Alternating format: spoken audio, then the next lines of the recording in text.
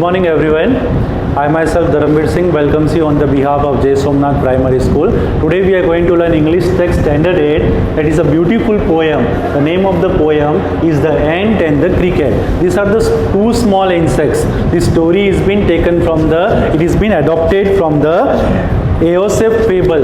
Fables means such kind of story which has the animals in it. So let's start this beautiful poem. Before the poem, what it is written? A fable is a story often with animals as character that conveys a moral. So a fables, it has means the characters are animals, but such animals, this story has some kind of morals in it.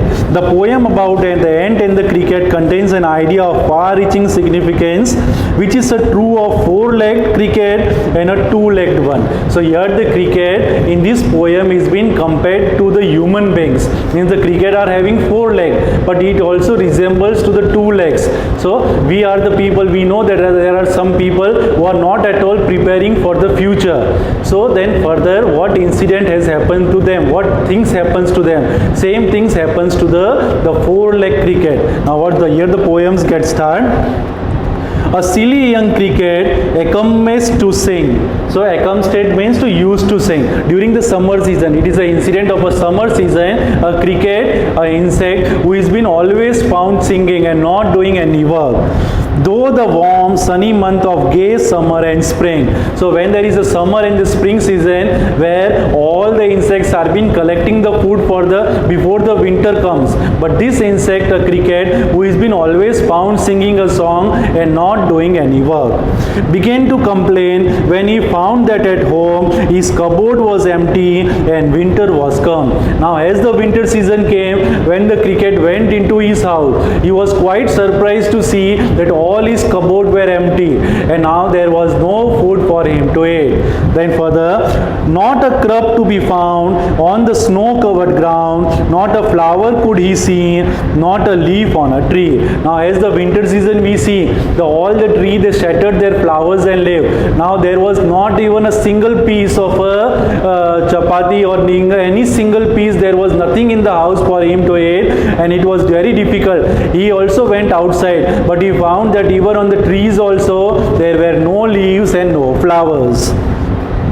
Oh, what will become, say the cricket, of me? Now he started talking about himself, that what I am going to do. Now it is only the first day. Now still the whole months are there. Now what will be the condition of him?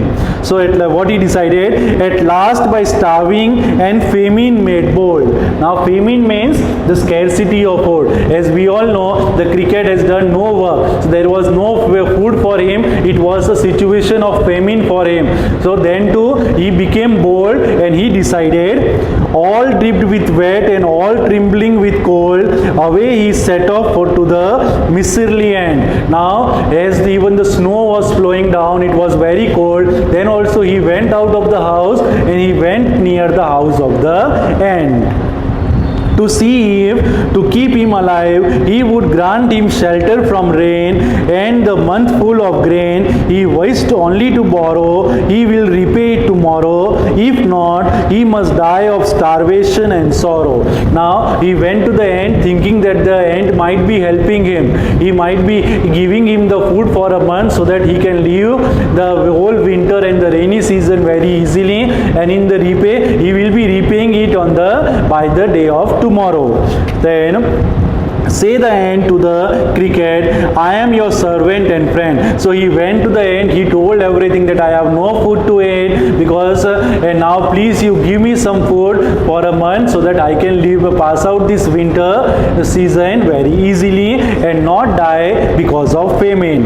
Say the ant to the cricket, I am your servant and friend, but we ants never borrow, we ants never lend. Now the ant says to the cricket that I am your servant and your friend also, but we ant have one condition, that we neither borrow or nor we lend anything to other.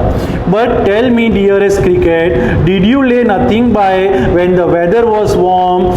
Quoth the the cricket not. Oath means said. It is an English word, old English word, which means the word said. The ant is asking the cricket that the whole summer season you did nothing, you haven't did anything, you have never stored the grain, what you were doing.